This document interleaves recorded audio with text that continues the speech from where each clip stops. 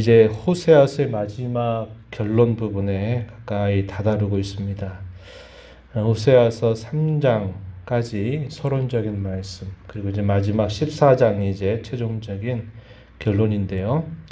호세아 4장에서부터 이 마지막 부분까지는 약 9편 정도의 설교가 기록이 되어 있다 그랬습니다. 그 설교가 계속 주어지면서 그들에게 전하는 메시지는 한결같은 메시지입니다. 하나님께서 그 백성들을 기다리고 계시고 그들로 하여금 우상 숭배를 버리고 다른 것들을 의지하는 마음을 버리고 오직 하나님만 섬기고 의지할 것을 촉구합니다. 그렇지 않게 될 때는 임박한 하나님의 무서운 징계가 그들에게 다가오게 될 것을 말씀하고 있고, 여전히 아직도 기회가 있다라는 사실들을 거듭 강조해 줍니다. 하나님이 어떤 분이신가라고 말할 때 오늘 우리가 읽은 본문 속에서도 확인하게 되지만, 하나님은 이스라엘 백성들에게 있어서 유일한 구원자다, 나밖에 다른 구원자가 없다라는 사실을 분명하게 말씀하고 있습니다. 이스라엘을 진정으로 도와줄 자도 하나님 외에 다른 것은 결코 도와주지 못한다라는 사실을 또 말씀하고 있어요. 4절 말씀 한번 가서 보면은 이렇게 말씀하시죠. 그러나 애굽 땅에 있을 때부터 나는 내 하나님 여호와라. 나밖에 내가 다른 신을 알지 말 것이라. 나 외에는 구원자가 없느니라. 하나님 자신만이 그 백성들의 유일한 구원자다. 나 외에는 구원자가 없다. 이렇게 자신을 말씀하고 있습니다. 이것은 이스라엘의 초기 역사에서부터 그들이 살아온 모든 삶 속에서 늘 하나님이 그 백성들에게 보이셨던 아주 분명한 사실이었다고 하는 겁니다. 그리고 진정으로 도와줄 자는 하나님 외에는 아무도 도와줄 자가 없다는 사실을 또 말씀하시죠.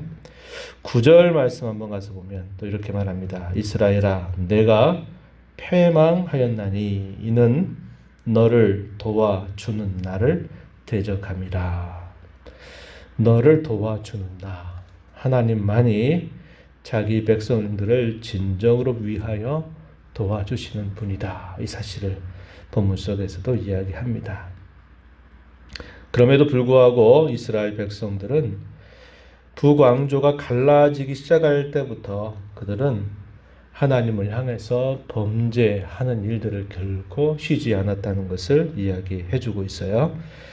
1절 말씀에 가서 보면은 에브라임이 말을 하며 사람들이 떨었다. 그가 이스라엘 중에서 자기를 높였다. 이렇게 말합니다. 그러더니 결국 바알로 말미암아 범죄함으로 망하였다. 이렇게 말합니다. 북이스라엘 나라는 10개의 지파들로 구성이 됐죠. 그런데 초대 왕이었던 이 여로보암 1세는 이 에브라임 지파 출신입니다. 그 지파에서 북이스라엘 나라의 초대 왕이 나왔어요. 에브라임이 그만큼 많은 힘을 행사할 수 있는 저력이 있었다는 것을 말합니다. 그래서 사람들이 말을 하며 떨었다. 이스라엘 중에서 결국 자기를 높였다. 그러더니 이 북이스라엘 왕조가 시작이 되면서부터 결국 우상을 숭배하도록 종교 정책을 바꾸게 되면서 계속적인 범죄들이 있게 되었다는 것을 잘 기억하게 하고 있습니다. 그들이 자신을 높이더니 우상 숭배에 빠지고 그리고 더욱더 범죄에서 하나님을 아주 모욕되게 하는 일들을 했다는 것을 가르쳐 주고 있어요. 2절에서도 보면 이제도 그들은 더욱 범죄하여 그 은으로 자기를 위하여 우상을 부어 만들었다. 정교함을 따라서 우상을 만들었다. 이 말은 온갖 노력, 온갖 열심을 기울여서 그런 일들에 앞장섰다라는 것을 표현하는 말입니다. 그러면서 그것에 대해서 그들이 또 뭐라고 말하냐면 제사를 드리는 자는 송아지와 입을 맞출 것이다. 우상을 숭배하고 그 우상을 숭배하는 일들에 있어서 얼마나 열심을 냈는가 하는 것들을 지적하고 있는 말씀입니다. 그들의 그러한 모습들은 마치 하나님 앞에서 무엇과 같은가 비교하기를 3절 보면 여러 가지 비유로 말씀하죠. 아침 구름 같다. 쉬 사라지는 이슬 같다. 타작마당에서 강풍에 날르는 쭉정이 같다. 굴동에서 나가는 연기 같다. 그것들은 금방 사라져 버릴 수밖에 없는 아주 짧은 것이고 허망한 것이고 무익한 것이고 아무런 도움이 되지 못하는 것이다 라는 사실을 그들에게 분명하게 이야기해 줍니다.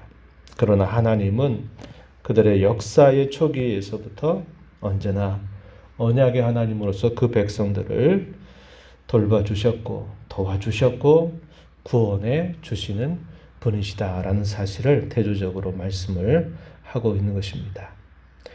5절 가서 보면 광야 마른 땅에서 너를 알았다. 이 말은 하나님께서 그들을 끊임없이 돌봐주셨다는 사실을 그들에게 지적하는 말씀이죠. 6절에 보면 그들이 먹여준 대로 배가 불렀고 배가 부르더니 그들의 마음이 교만해서 그로 인하여 하나님을 잊었다. 이렇게 말합니다. 사람의 부패한 본성이 늘 그와 같음을 볼 수 있는 말이죠. 교만하면 결국 그 마음 속에 하나님을 의지하는 마음을 잊어버리게 되고 하나님을 만각하게 되고 하나님의 이름을 불러도 결국 자기 하고 싶은 대로 다 하면서 살아가는 모습을 나타내는 것이 부패한 모든 사람들의 모습임을 우리로 보게 해주는 것입니다. 이스라엘 백성들이 그렇게 하나님을 향해서 끊임없는 범죄를 해왔다는 것을 지적하고 있다는 것입니다. 왜 이스라엘 백성들이 이렇게 하나님의 이름을 부르면서도 이런 거짓된 신들을 그토록 위하고 섬겼을까? 우리로서는 참 이해하기 어려워 보일지 모르지만 저는 그런 말씀을 한번 드렸죠. 사람의 부패한 마음은 간섭받기를 싫어하는 겁니다. 자기가 하고 싶은 대로 하고 싶은 마음이 늘 있는 거예요. 이방의 신들에 대해서는 그 신들이 그들에게 뭘 하라 말라 그런 것들을 요구하지 않아요. 그 신에게 제사 잘 드리고 그 신을 기쁘게 할 만큼 많은 것들로 열심을 기울이면 되는 겁니다. 자신들이 원하고 바라는 것들을 그 신들은 언제나 들어주는 신으로 여길 수 있는 거예요. 그러나 이스라엘 백성들의 진정한 구원자 되신 하나님은 인격자시라는 겁니다. 인격적이신 하나님이시다. 마음이 떠나고 그들의 생각이 없는 제물이나 제사 자체로 만족하시는 분이 아니라는 겁니다. 하나님은 그들의 행복을 위해서 끊임없이 간섭하셔요. 그들이 행할 바, 행복과 참된 복으로 나아가는 길이 무엇인가를 끊임없이 말씀하시죠. 또 반대로 그렇지 않은 길들에 대해서도 끊임없이 말씀을 하시는 겁니다. 그런 하나님을 참 잘 섬긴다면 그것이 그들에게 얼마나 큰 행복과 기쁨이 되겠어요. 그러나 하나님과의 관계가 좋지 않아 보세요. 지난번에 말씀을 드렸지만은 왜 이렇게 하라는 것들은 많고 왜 이렇게 하지 말라는 것들은 많은지 이거 참 못해 먹겠다라는 생각이 드는 겁니다. 그러니 하나님을 그렇게 가까이 하기가 싫은 거예요.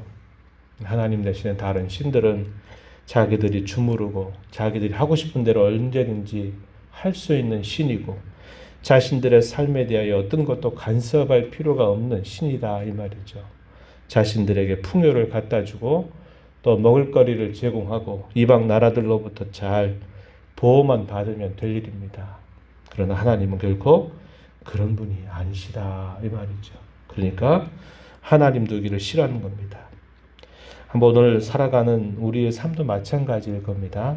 믿지 않는 사람들에게 하나님을 섬겨야 됩니다 라고 이렇게 분명하게 말하면 여태껏 자기가 자기 삶의 주인으로 행사하면서 하고 싶은 대로 다 결정하고 판단하고 살아왔는데 하나님 섬기라 그러면은 하나님이 뭘 원하시는지, 뭘 하라고 하는지, 뭘 말라고 하는지 이런 것들이 다 간섭받는 것처럼 여기는 거예요. 싫어한다 이 말입니다. 하나님 마음 두기를 싫어하는 거죠.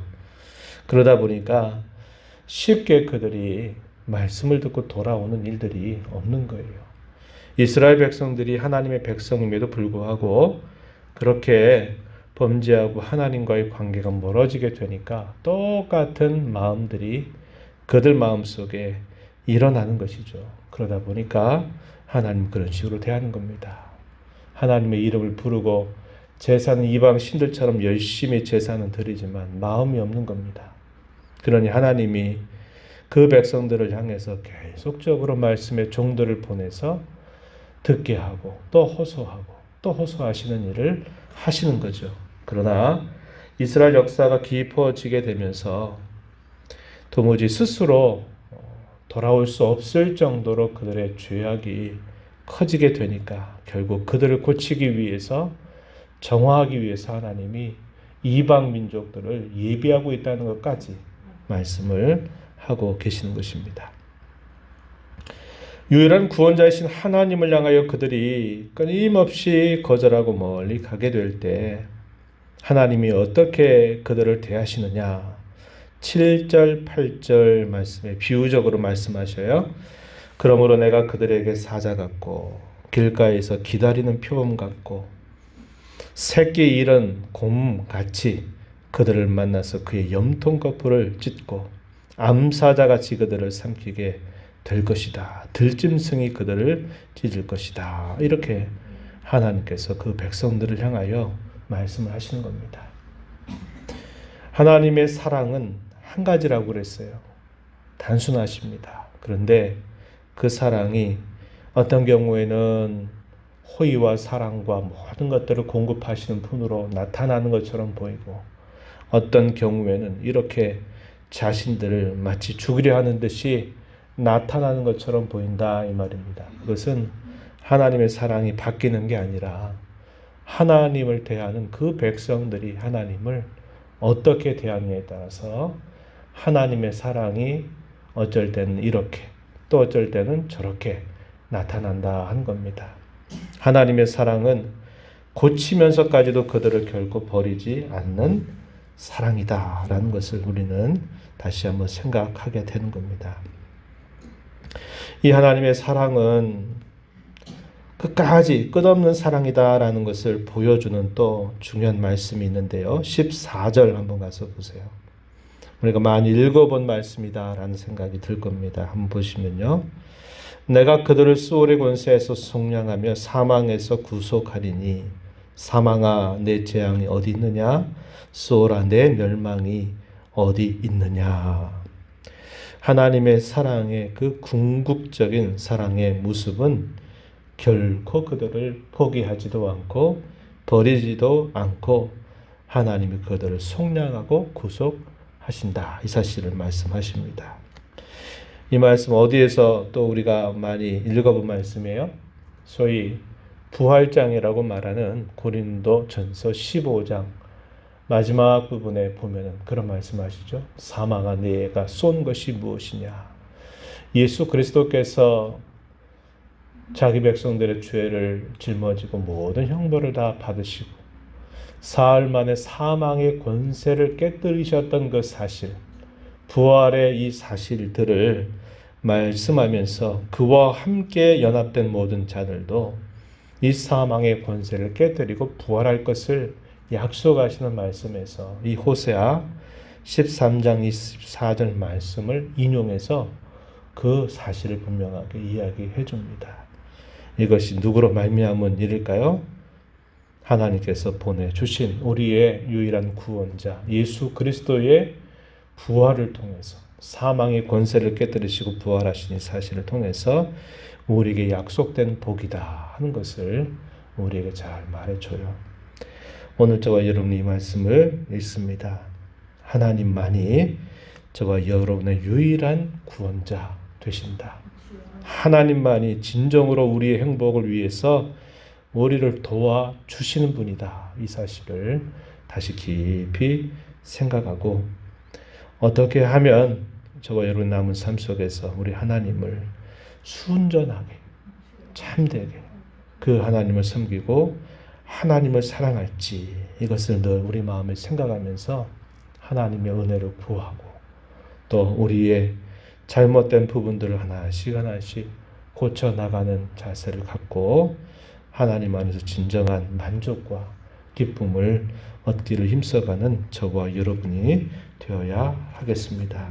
하나님 아버지, 이 새벽 시간 저희들을 불러주셔서 오늘도 생명 주시고 호흡 주신 하나님 앞에 나오게 하시고 저희들의 유일한 구원자가 되실 뿐만 아니라 저희들을 오직 도와주시는 분이심을 다시 한번 일깨워 주심을 감사합니다.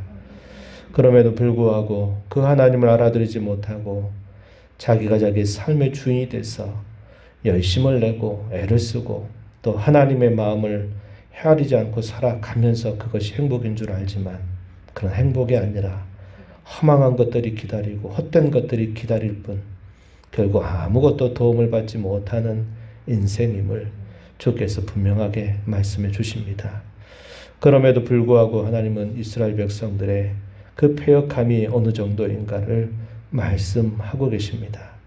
하나님을 떠나서 자기 마음대로 살고 섬기고자 하는 그 고집과 그 완악함이 얼마나 큰지를 보여주면서도 그러나 여전히 하나님은 그 백성들을 붙들고 사랑하시는 분이심을 말씀하고 오직 하나님만이 그들을 건지실 수 있는 분임을 깨우쳐 주십니다. 우리 모든 성도들이 하나님의 말씀을 읽으면서 하나님이 그러한 분이신 줄 바르게 알고 하나님만 우리의 구원자요 하나님만 우리의 진정한 도움이 되시며 사망의 모든 권세를 깨뜨리시고 우리에게 참되고 영원한 생명을 주시는 분임을 알고 남은 모든 생애 가운데 주님만을 순전하게 기쁨으로 섬겨가는 저희들의 삶이 되도록 도와주시옵소서.